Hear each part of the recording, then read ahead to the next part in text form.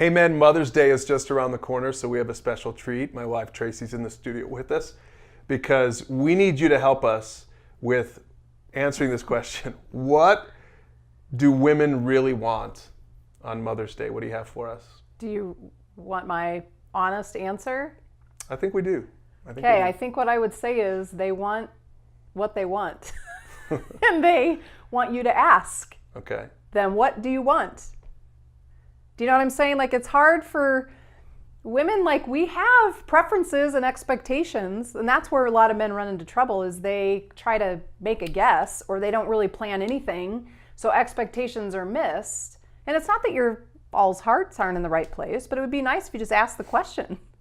What would you want for Mother's Day? What would be your perfect Mother's Day where you felt pampered and special? Ask the question and let her tell you. But does that take away? I don't think so. Does that take away from the gift? Well, if you have time to ask the question before, don't ask it the day of and then try to scramble. It would be good to have a little bit of foresight, or send your kids on a mission to ask the question. Okay. But I think it's better for you to find out from the expert herself what it is that she wants on Mother's Day. Yeah.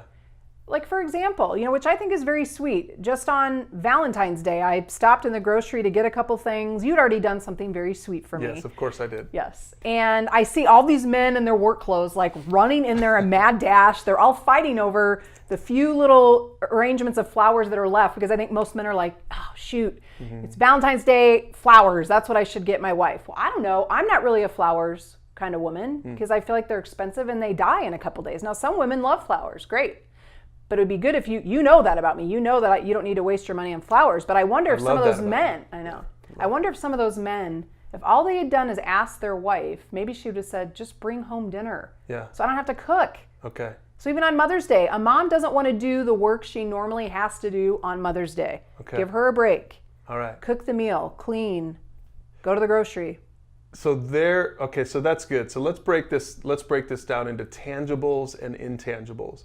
So let's say that a guy out there says, I know what my wife loves, and I've already got that for her. Great.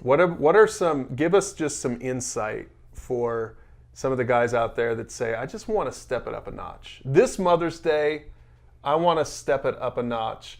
Are there a couple of intangible, not actual gifts that you have to spend money on? What are a couple help some men out there brainstorm. What are some intangibles that a wife might want? Well, typically, men are not as great with words. So to me, one of the most meaningful things you've ever done for me is to have that journal where you write things to me, and it's just kind of a surprise when it'll appear. I know a lot of husbands that'll put a note on a mirror or something, but I think share from your heart what you love about your wife. Like, that is a huge gift. It costs no money. Yeah. And it comes from the heart. To me, that's the best intangible. Yeah, that's good. So you don't always have to break the bank. No, not at all. In fact, it might mean more. I think it's a crack up.